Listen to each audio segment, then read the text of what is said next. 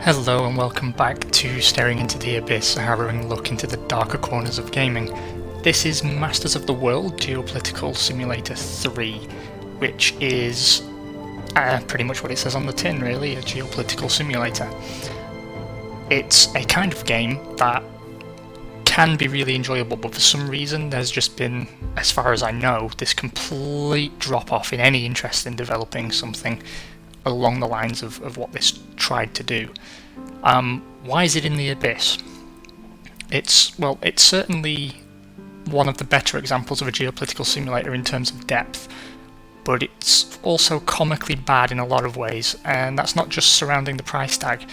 We're going to go into world simulation, and we'll start a new game. The world in 2013, that's fine. We'll leave everything to default. And we will play as... who do we want to play as? I want to keep this video relatively short, so... let's see...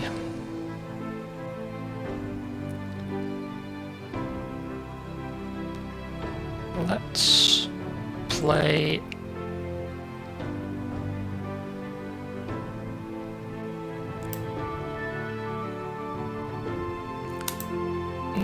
that's too obvious. Nicaragua. So we are a republic with a communist political tendency, and it's a presidential republic.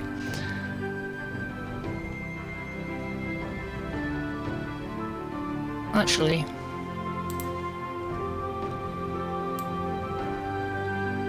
I'm trying to think of who will get into trouble in some way relatively quickly.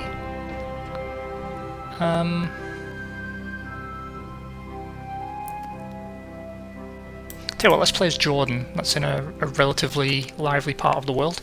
So it's an Islamic monarchy, a religious monarchy, and a royalist political tendency with 7 million people. We can rename our guy, but we won't. He looks a little bit Bill Clinton-y, but not. One of the many things that is absolutely hilarious about this game is, you know, you could be playing, I don't know, as one of the African nations or anywhere, and usually someone, maybe your defence minister, will have just the most offensive Irish accent in the world, so hopefully that comes up.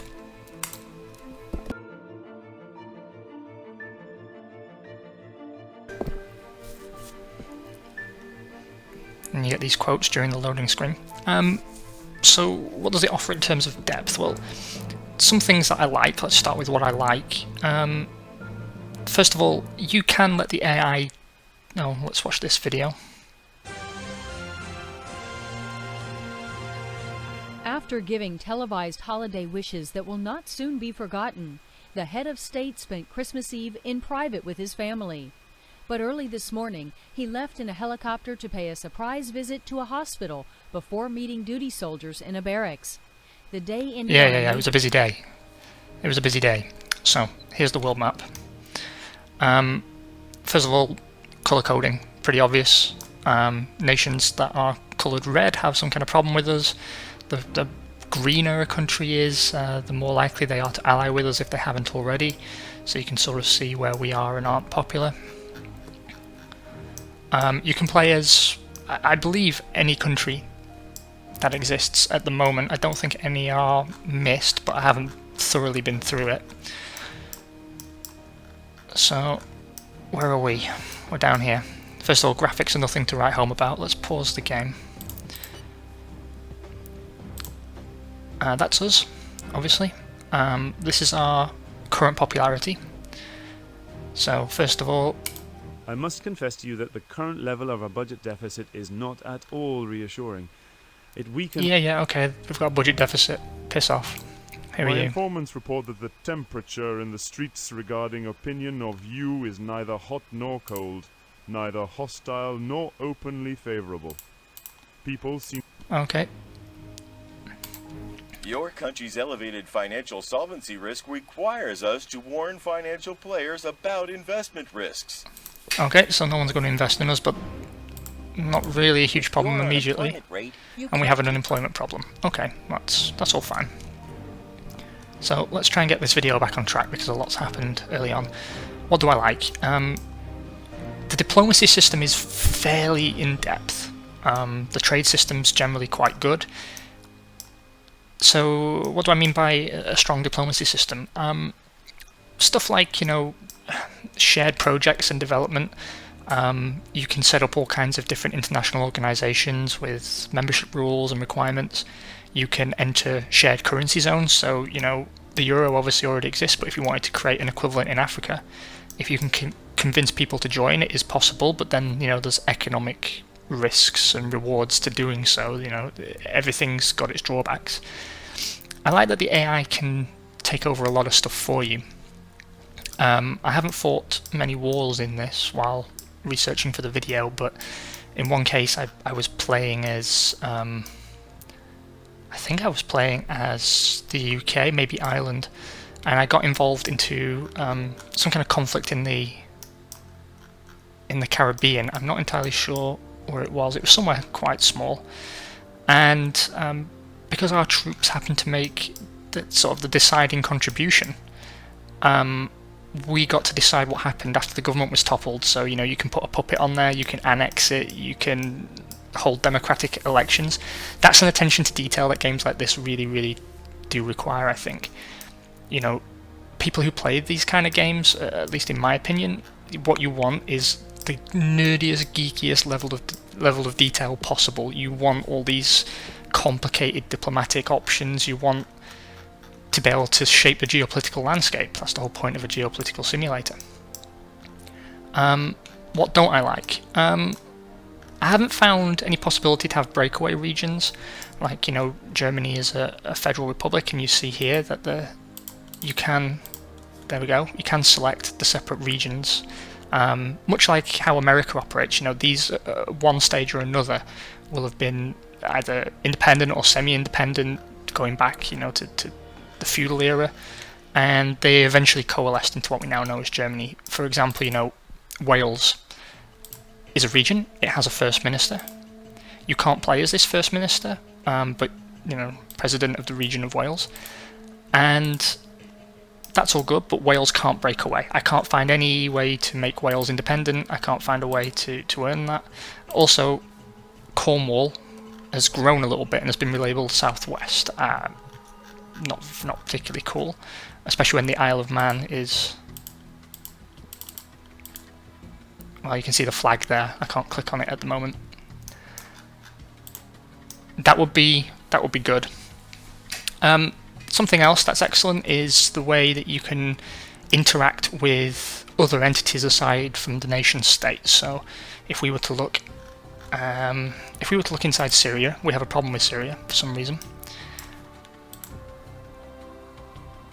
Okay, that's all very interesting, but where are we? We need to set up a meeting. I still haven't got my head around the interface. The interface is something I'm not keen on.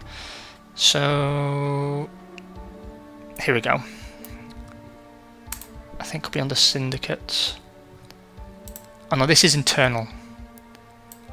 So you see, you have all these different groups here, like the railways, the medical sphere, the fuel industry, airlines, and so on. These are all political groups inside your country that you can manipulate and place people in a position. Like this guy here, he's a syndicate leader. This is basically a workers' solidarity group with 88,500 members, and I can set up a meeting with this guy and try and manipulate him, and everything requires a level of political cajoling, which it should. So what you'll see is, because we're quite a right-wing country, if I start implementing left-wing policies, I'm going to come up against resistance from my own parliament. So what you have to do is, if you want to change the political direction of your country, you have to basically leverage control over your supporters. You can be assassinated, you can be deposed, you can cause a revolution. Playing as North Korea, for example, you can get a very immediate benefit by opening yourself up to outside trade. You know, by cooling tensions with the South, for example. But obviously the South's goal, like the North's goal, is very much reunification, and if you stay your hand too much and you don't display adequate willingness to defend yourself, You can be overthrown from the inside.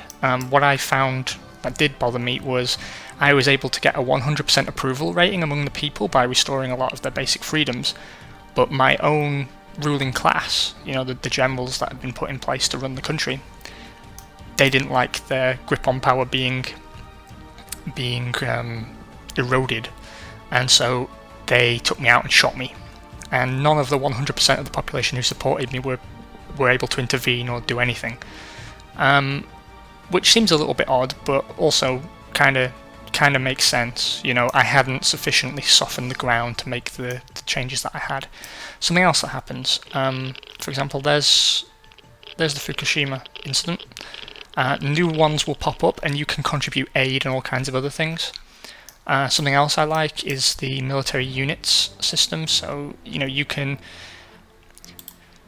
basically see that you have a gap in capability, and then you can research and develop platforms, and then if we began, for instance, manufacturing our own military aircraft, we could then begin to export them if they were of sufficient quality to attract people. It all ties into itself. It is complex, but it's in the abyss because it is janky. It doesn't look good. It's susceptible to crashing, which, for a game that costs this much just isn't acceptable. The UI is not particularly intuitive. I don't think you're given enough support to understand what you're doing and the immediate consequences. And, you feel very much like you're fighting an uphill battle when you're manipulating people within your sphere. That said, it goes into very, very, very insane levels of detail. Look, you've got family and friends and athletes. So, looking at family and friends, you've got a wife. She approves of me 63%. You've got a mother, a father, school friends, and these people can all betray you, or you can use them. I've got an astrologer. Why do I have an astrologer? But what I really wanted to show you was I wanted to find... Is it a sect? I think it could be a sect. No, it's not. What I want to do is arrange a meeting with terrorists inside Syria. Here we go. Secret Service. And you can decide, if our nationals there have to come home. The level of control you have is genuinely impressive. I do like that you've got control over your embassies and things like that. So even though it's in the abyss, don't take it to mean the entire game's a write-off. It genuinely isn't, but it just could be done better, and it should have been done better. Let's see, a meeting request. That's with the president. Not interested in that. Could be... Let's create a network of agents there, and we want to approach terrorist groups. I don't know what this strength number is. That doesn't tell me what the goal of that number is. 5 to 10 is a strange range of numbers anyway to communicate anything, but does that affect cost? I've got no idea. And it's got a very Windows 95 interface, which is no good, but we're going to set that up. Let me unpause the game. So we seem to be friendly with Saudi Arabia. We do have some friends in the region, Egypt as well.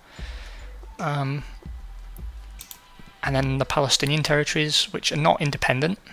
You can interact with them, but they're still considered part of Israel. So yeah, Palestinian autonomy. And I can arrange a meeting there, or, I can give aid, for example. I don't want to give away 4% of my GDP. I don't know why that's in billions. 0.010. I don't even know how much that is, because I'm bad at maths. There, let's give that way. Almost 0.2%. 0.2 0.2% of our GDP, just for a laugh. Sorry, I'm going to have to sneeze.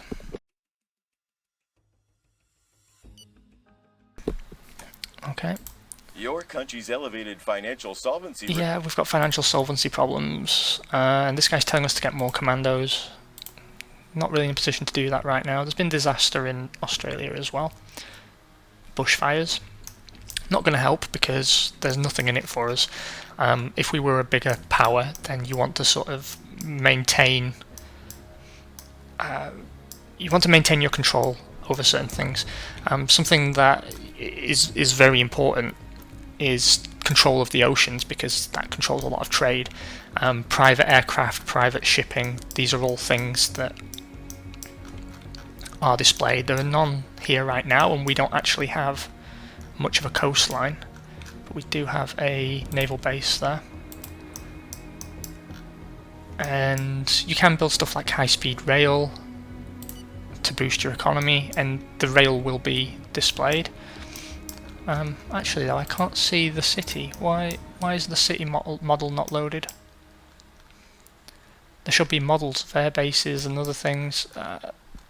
Maybe I filtered the map incorrectly. That's a military map. No. Strategic. I don't know.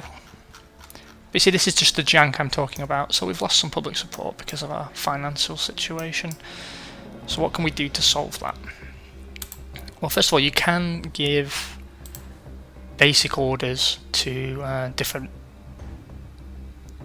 people in your cabinet. So let's go to the cabinet, and so we can form a new government and all that kind of stuff. What we want to do is contact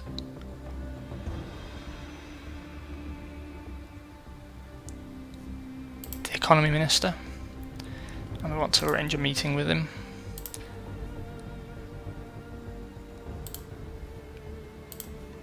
Yeah, not much of a tourist hotspot, really. Okay, so we're going to have that meeting. I'll just speed time up a bit. Okay. So, what we're going to do, we'll offer him a coffee. No thanks, my ulcer can't take it. See, I don't know why this is something else as well. Like, it's great you've got these interactions, but why would I offer him a bribe? That What would my goal suggestion be? is perfectly scandalous, and puts a dampener on a relation. Apparently he's incorruptible. That's something.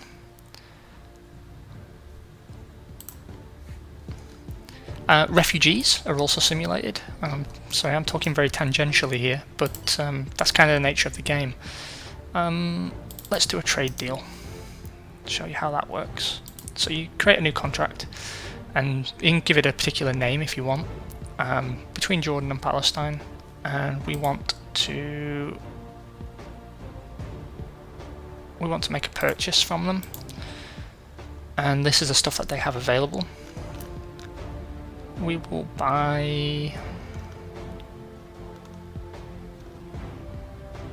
cereals from them, and then what's handy is it gives you how much we consume and how much we produce, and then how much they consume and produce.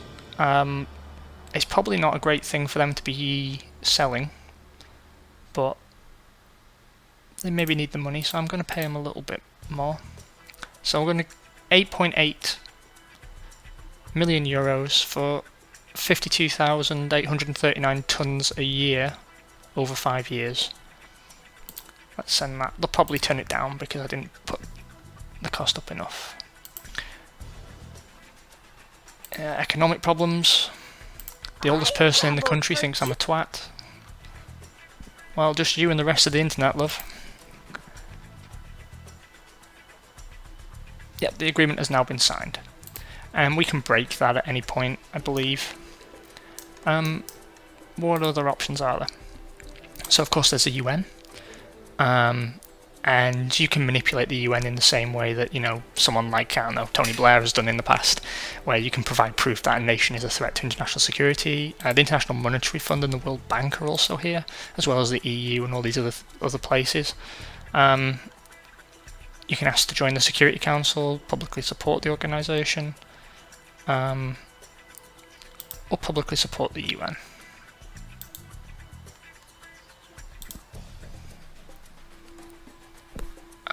We've got an immigration problem.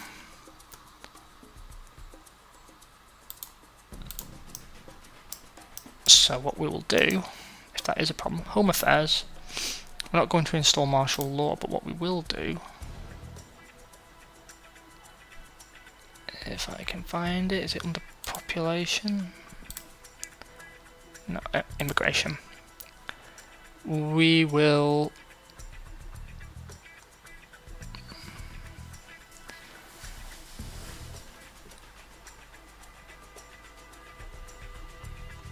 forbid entrance to the territory. Only temporarily. And we will establish aids, a basic subsidy to send them home.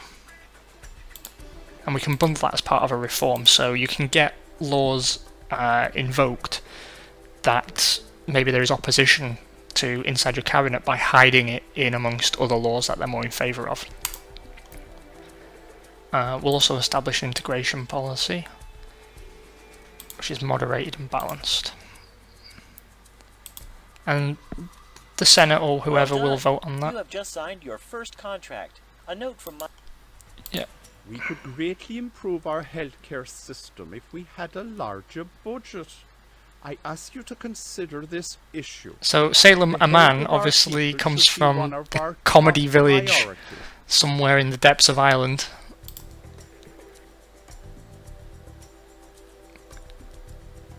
Yes, I am working to expatriate them, you massive racist. Yes, okay, we need transportation infrastructure as well. So, we have like a tourist location, and we have a city, and another city, and another city. Why don't we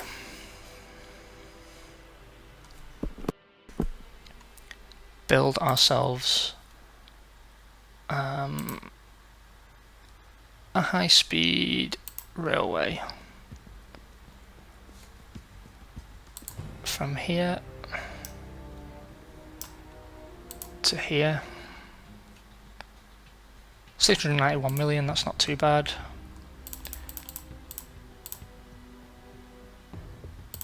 Yeah, we're going to spend money even though we don't have it. In fact, I'm going to try and get myself overthrown to show you how easily it can happen. And we're going to build one there as well. So that's immediately put us down to 38%, but what's happening is construction has begun on a high-speed railway connecting the capital to these two cities.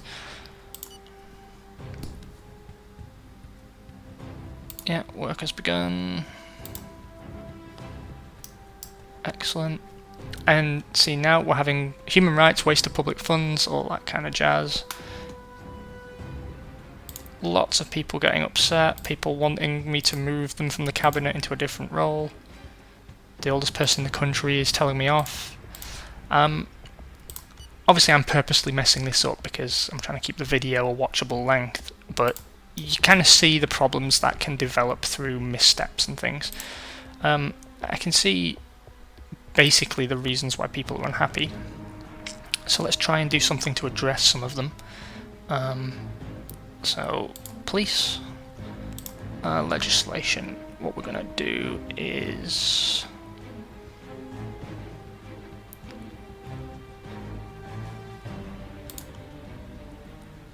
we're going to legalize prostitution to upset people some more. Like I say, I'm trying to get deposed, but there are other things that we can do. What can we do about debt? Nothing immediately. We can change our currency and all kinds of things there. What can we do on the environment?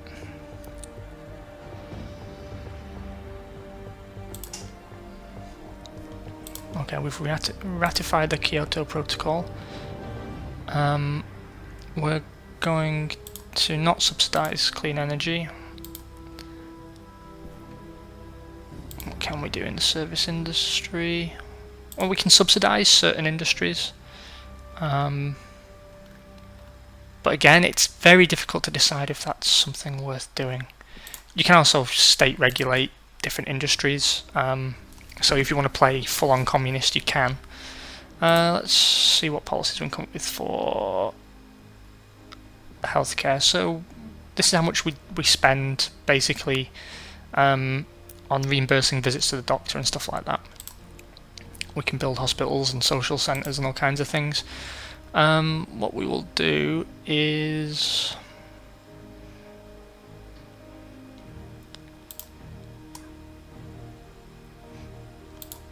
we will legalise marijuana. Maybe that makes people happy. Oh, it has to go through Parliament. I'm guessing it probably won't. Sports. What can we do in sports? We can fund different sports better, which creates personalities in that area. We can build stadiums and things. And then under the culture tab, we can allow criticism of the state, so we'll bring in freedom of expression. And we'll bring in freedom of expression of religion.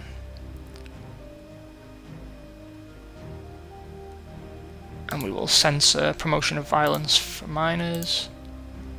And we will allow pornography. Come on, everyone loves a bit of porn. So I'll crank the speed up.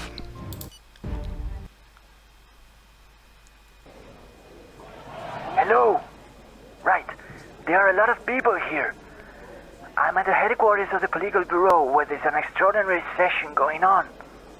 No, you haven't been invited because this meeting is actually about you. I fear that this time around, what you've done is beyond repair. The body is unhappy and the people are frankly not supporting your actions. So, you see, senior officials are discussing your future. The discussion is lively and... oh wait, there they are! They're leaving! The General Secretary's big smile probably expresses satisfaction about the decision. Right, the General Secretary, you know, the one that planned last year's purges.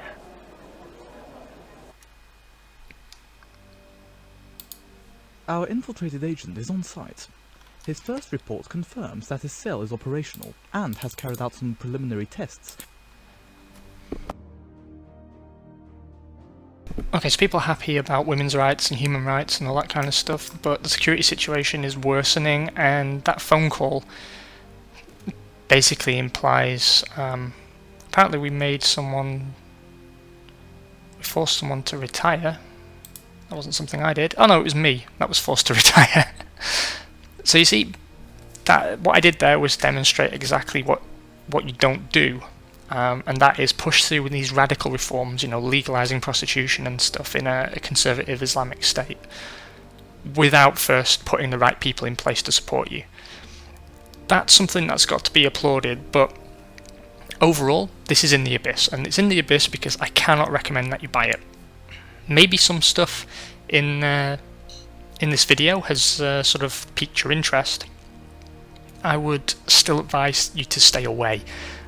It's janky, graphically it's not particularly impressive, it can be a little bit overwhelming, it's certainly to some level impenetrable. It does have a multiplayer, I believe. I've never tried it, so I can't tell you if it works all that well, but I would suspect it doesn't. So all in all, consider this kind of a warning, but also a hope for the future that someone comes along and does this game properly, that does it justice.